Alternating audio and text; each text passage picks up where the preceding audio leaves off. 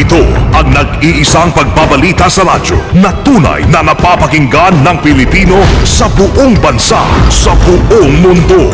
Kasama ang two-time KBP Golden Dove Best Radio Newscaster, Weng de la Peña. Live mula sa RMN News Center, Manila. Ito ang KBP Golden Dove Best News Program. RMN News Nationwide. Headlines. Sa RMN News Nationwide, ngayong umaga, 19 na lugar sa Mindanao nasa ilalim ngayon ang signal number 1 ng bagyong Krising. Klase naman sa lahat ng antas sa Sarangani, kanselado na. Mga armadong tauhan ng Sultan ng Sulu nagmatigas na manatili sa Sabah. Ang sabi ng mga Blaysan na authority, dito na lang sa Buanga mag-usap. So ang gusto nila may doon sa Malaysia.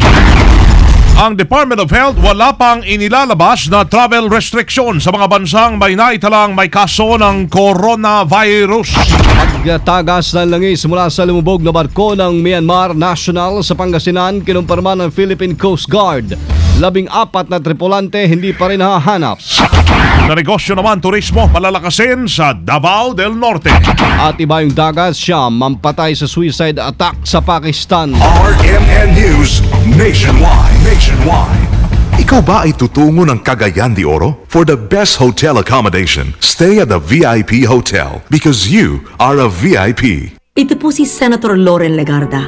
Para hindi na maundoy, mga Sendong at mga Pablo, ginawa natin yung Climate Change Act at yung People Survival Fund.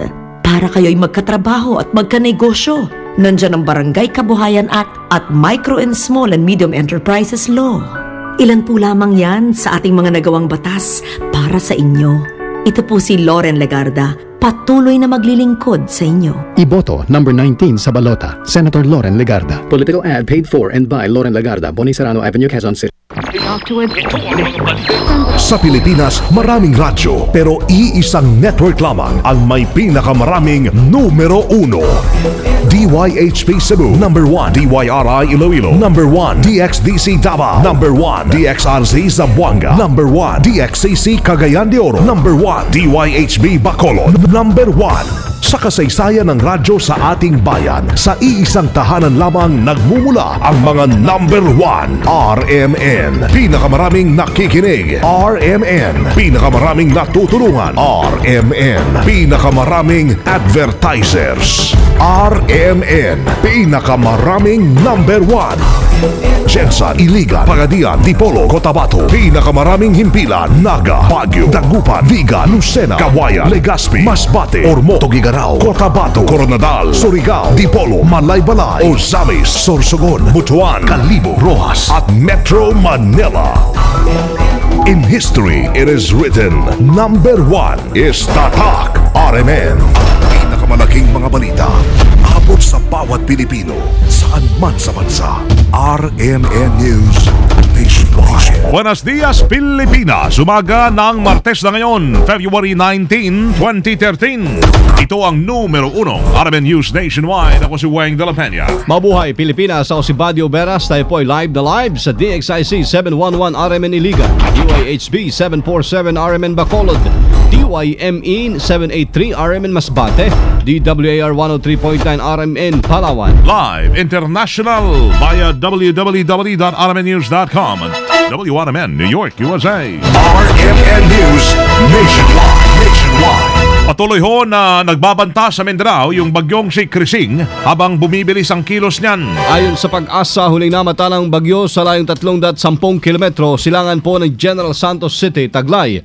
Ang lakas ng hangin umabot sa 45 km per hour malapit sa gitna. Bumilis ng 22 kilometro bawat oras ang galaw nito papunta sa Kanluran, Hilagang Kanluran. At dahil po dyan, nasa public storm warning signal number 1 ang 19 na lugar sa rehiyon, kabilang ang Davao del Norte, Davao del Sur, Samal Island, Davao Oriental, Compostela Valley, southern part of Surigao del Sur, Agusan del Sur, Bukidnon, Lanao del Norte, Lanao del Sur, North Cotabato, Maguindanao, Sultan Kudarat, South Cotabato, Sarangani, Misamis Occidental, Zamboanga del Norte, Norte, Zamboanga del Sur at Zamboanga Sibugay. Babala naman ang pag-asa mga kasama sa mga residente na nasabing mga lugar. Iba yung ingat lalo na po sa mga nakatira sa landslide at flash flood area. Iwasan rin munang pumalaot na mga mangisda dahil sa malalaki at malalakas na alon. RMN Nationwide Report. Yung klase O sa lahat ng paaralan sa Sarangani kanselado na ngayon dahil sa bagyong Krising. Kasama natin sa balita Mel Coronel ng RMN General Santos. RMN Report. Klase sa lahat ng mga paaralan sa Sarangani Province, kansilado na. Kansilado na ang klase sa lahat ng mga papubliko at pribadong paaralan sa buong lalawigan ng Sarangani ngayong araw matapos itong isailalim sa Storm Signal number 1 kasama na ang 13 pang mga lugar sa Mindanao. Sa panayam ng Radyo Mo Nationwide General Santos kay Mr. Ben Solarte, Action Officer ng Sarangani Provincial Disaster Restoration Management Council, na alas 3 kaninang madaling araw pa lahat ng mga bayan sa Sarangani ang kanila nang pinaalalahanan. Anya madaling araw pa lang nakarating na sa lahat ng mga munisipyo ang impormasyon na dapat na nilang paalalahanan ang mga mangingisda na huwag munang pumalaot sa Sarangani Bay dahil sa malalaking alon at malakas na hangin dala ni bagyong Krising. Naka-alerto na rin ngayon ang buong lalawigan at naka-standby na rin ang kanila mga membro ng Quick Response Team kung sakaling may mga tawag na nangangailangan ng tulong dahil sa posibleng flash flood at landslide. Kasama mo sa DXMD General Santos, Mel Coronel, Tatak RMN. Bagyong Krising ramdam na sa Iligan. Kasama natin sa balita si Jenner Cabanday ng RMN Iligan. RMN Report. Ramdam ngayon dito sa lungsod ng Iligan ang pananalasa ni Bagyong Krising. Ito'y sapagkat kahapon pa'y nakakaranas na ng mga pag-ulan ng lungsod hanggang ngayong umaga. Sa latest update kasi ng Pag-asa, may ilang lugar ngayon sa Mindanao na isinasa ilalim sa signal number 1. Dahil dito inaabisuhan ngayon ng Pag-asa mga residenteng naninirahan malapit sa ilog at bulubunduking lugar sa lungsod dahil sa posibleng baha at landslide na dulot ng walang tigil na pag-ulan. Kasama mo sa DXIC Iligan, Jenner Cabanday, Tatak RMN. Radyo Mo Nationwide. Binigyan na ng marching orders naman ni Sulu Sultan Jamalul Kiram ang kanyang puwersa na manatili sa kanilang mga pwesto matapos ang pahayag na hindi sila aatras sa operasyon sa Sabah, Malaysia. Ayon kay Kiram, ang kanyang mga tauhan ay buo ang loob kahit sila pa ay makorner ng security forces ng Malaysia. Iginit rin ni Kiram na wala silang dahilan para umalis sa lugar dahil pamana ang Sabah ng kanilang mga ninuno. Una nang kinumpirma sa interview ng RMN ni Professor Ustad Sharif Mosni Julabi, ang Chief Justice ng Sultanate of Sulu at North Borneo, na hindi nila lilisanin ang lugar sa gitna ng umigting na stand-off sa lugar. Ayon kay Julabi ay nakipag-usap na ang grupo ni Kiram sa Malaysian government at labas na dito ang gobyerno ng Pilipinas. At talk between the Sultanate and the Malaysian government. Wag pasanihin ng Philippine government. Walang ano sila. Walang involvement dito. Kasabay nito ay wala naman daw dalang armas yung mga tauhan. Nang sila ay pumuslit patungo ng Sabah at kung meron man ay nauna nang naroon ho yung mga armas. Sa kaugnay pong balita na tiling malamig ang Malacanang sa paghabol sa Sabah, Malaysia. Ayon kay Deputy Presidential Spokesperson Abigail Balte, ipinaubayan nila sa Department of Foreign Affairs na umayos sa reklamo ng Sulu Sultanate. Ang pauning concern ng gobyerno anya ngayon ay ang seguridad ng 300 na mga Pilipino ho doon sa Sabah, Malaysia. Nabatid na iginit ng Malaysia na may proper channel umano para matalakay ang demand ng isang grupo ng mga Pinoy na mabigyan ng pagkilala at karapatan sa isla ng Sabah. Nagbabala pa mga opisyal nito na kanda silang protektahan at pangalagaan ang kanilang national security. Nilinaw ng Department of Health na wala silang ipinairal na travel restrictions patungo at papasuko ng Pilipinas mula ho sa mga bansang may naiulat na bagong kaso ng coronavirus. Ayon kay Health Secretary Enrique Ona, patuloy pa rin ang ipinatutupad nila na pagsala ng Bureau of Immigration Quarantine sa mga parating na pasahero sa bansa. Una nang nanawagan ng World Health Organization sa mga estado nila na iulat sa kanila yung mga kaso ng bagong coronavirus. Sa ngayon ay 12 kaso na nito kung saan 5 ang namatay na naitalho sa iba't ibang bansa gaya ng Kingdom of Saudi Arabia, Qatar, Jordan at United Kingdom. Sinabi ni Ona na sakaling may mga hinihinalang kaso naman ng nasabing virus ay agad iulat sa National Epidemiology Center ng DOH. Ang mga sample naman ng pasyente na hinihinalang infected ay maaaring dalhin sa Research Institute for Tropical Medicine o RITM para makasiguro ilan sa mga sintomas nito ay lagnat, ubo, pangahapo at hirap po sa paghinga. Samantala, makasama ang Philippine Red Cross ay tumulong na rin sa search and rescue operation sa mga tripulante ng lumubog na barko dyan sa Pangasinan. May balita si kasamang Angel Ronquillo. RMN Report. Tumutulong na rin ang Philippine Red Cross sa paghahanap sa mga nawawalang tripulante ng lumubog na MV Harita Bausait sa karagatang sakop ng Bulinaw, Pangasinan. Ayon kay Gwendolyn Pang, ang Secretary General ng PRC, dumating na rin ang kanilang rubber boat sa nasabing lugar upang tumulong sa mga otoridad. Maging ang kanilang volunteers ay nasa bisinid na rin upang umayuda. Sa ngayon ay 14 pa ng mga tripulante ang patuloy pa rin pinaghahanap. Una na nakita ng Philippine Coast Guard ang 10 tripulanteng sakay ng cargo vessel na kung saan isa sa mga ito binawian ng buhay at 2 naman sugatan. Patungo sana ang nasabing barko sa Ningbo, China na galing ng OB Indonesia. Nagdumanas ang problema sa makina, naging sanhi naman ang paglubog nito sa karagatang sakop ng Bulinaw, Pangasinan. Kasama mo sa lungsod ng Maynila, Parcerisa XL 558, Angel Ronquillo, Tatak RMN. Radyo mo nationwide. Pinoy, ipinagmalaki yung mga nagawa ng administrasyon sa paglaban ho na sa katiwalian sa harap ng Asian Organization of Supreme Audit. Kasama natin sa balita, Deo de Guzman. RMN Report.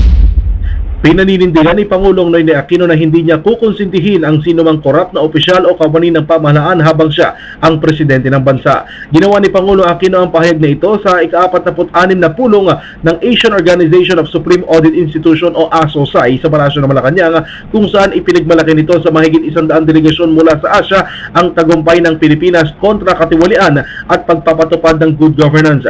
Iginiit ni Pangulong Noynoy Aquino na bahagi ng transparency at accountability sa paggastos ng ang pagsuring mabuti ng mga proyekto na dekalidad, may tamang presyo at natatapos sa takdang panahon. Bilang bahagi din anya ng transparency ay binuksan ng Administrasyong Aquino ang paggastos ng pera ng bayan sa DBM website para makita ng publiko kung saan napupunta ang kanilang ibinabayad na buwis. Samantala, inihayag naman ni Commission on Audit Chairperson Grace Pulidotan na inspirado ang mga kawani nilang magtrabaho dahil sa paninindigan ni Pangulong Noynoy Aquino na makaahon ng bansa sa masamang imahe ng korupsyon. Kasama mo sa Palasyo ng Malacanang para sa DZXL 558, Deo de Guzman, Tatak RMN. Radyo mo nationwide. Mission 2013. Boboto ako.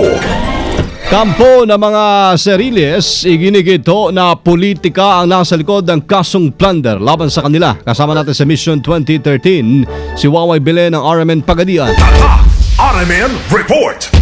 Patuloy na iginigiit ng kampo ng mga Seriles na politika ang nasa likod ng pagsampa ng kasong plunder na inihain ng 6 na mga dating tauhan nito sa Kapitolyo at mismong mga kalaban nila sa politika ang nagudyok at sumusuporta ngayon sa kanila. Sa isang press conference, inahayag ni Governor Seriles na ang mga department heads sa sina Roger Montealto, Bembe Mortones, Pedro Ramirez, Mustafa Piang at sina Ruel Molina at Tyron Cinco na nagsampa sa kanila ng kaso ang dapat managot sa ginawa nitong pagpapalusot ng milyon-milyong pera mula sa kaba ng provincial government. Humarap naman kumakailan ang mga binansugang Heritage 5 sa mga local media at inahayag ng mga ito na walang halong politika ang ginawa nilang pagsasampa ng kaso laban sa mga ito. Ngunit na taon lang napapalapit na ang halalan ng mabigyang pansin ang matagal na nilang alam na anomalya ng mag-asawang Seriles.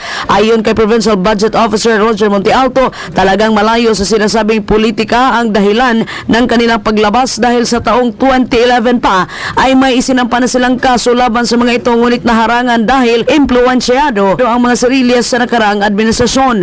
Inahayag ng mga ito na hanggang sa kahuli-hulihan ay ilalaban nila ang kaso upang di umano'y matuldukan na ang nangyayaring korupsyon sa pamahalaang probinsal ng Zamboanga del Sur. Kasama mo sa RMN DXPR Pagadian, Waway Belen, Tatak RMN. Radyo mo nationwide. Mission 2013. Boboto ako. Negosyo. Mga kasama, inaasahan pong mas paigtingin pa ng Davao Tourism Council ang kampanya nila sa pagpapalakas ng turismo sa Davao del Norte. Kasabay na rito ng pagdating ng mabagong officers ng Tourism Council. Ang Provincial Tourism Officer Noel Daquiyag May mga bago pong planong ilalatag ang mga bagong opisyal para makaengganyo ng mas maraming dayuhan sa kanilang lugar. Malakihan niya ang kanyang tiwala na magiging malaking tulong ang kanilang strategic directions para mabot ang 10 million international tourists pagdating ng 2016. Kabilang sa mga dinatayo sa probinsya ay ang Madgao River sa Asuncion, ang Peace Monument sa Ising at ang Carmen at ang Casilac Falls sa New Corelia. RMN News Abroad. Sa Pakistan, tinatayang 9 ang patay kabilang na yung mga militanteng nag-suicide attack sa isang compound. Kung nasaan ang opisina ng mataas na opisyal ng lungsod ng Peshawar, ayon kay Senior Tribal Policeman Sahad Hussain, 4 na militanteng naka-disguise bilang mga tribal police sa lugar ang nagpasabogo ng mga suot nitong suicide vest matapos magpaputok sa mga pulis na nagbabantay sa nasabing compound at makuhang makapasok dito. At ayon naman sa isang nakasaksi na nakilalang si Shahid Shinwari, umatake ang grupo nang dumating ang isang van, lulan yung mga preso at tila gustong pakawalan yung mga sospek ang mga ito. At mga kasama live na live rin sa RMN News Center, Makati City, Metro Manila, Philippines. Inyo pong narinig ang numero 1 RMN News Nationwide ngayong February 19, 2013, Martes. Sa mga butuan, taga-butuan, ayan, susunod na sina Ramil Banges at Sasi Babar sa RMN News Diretso, Balitang Metro Iligan sa numero 1 DXIC 711.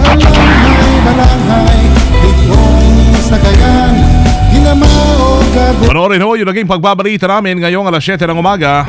Ay sa YouTube, i-type lamang ang RMN News Nationwide. Kasama nyo sa serbisyo publiko, ako si Weng Dela Peña. Ako si Buddy Oberas. Dito pa rin ho sa tahanan na may pinakamaraming number 1 sa 2013, pinakamaraming himpilan sa 2013. Ang RMN Radyo Mo Nationwide. 60 years na maasahang public service nationwide. Live via satellite. Live via satellite. RMN News Nationwide. Nakamalaking mga balita. Abot sa bawat Pilipino. Saan man sa bansa. RMN News Nationwide.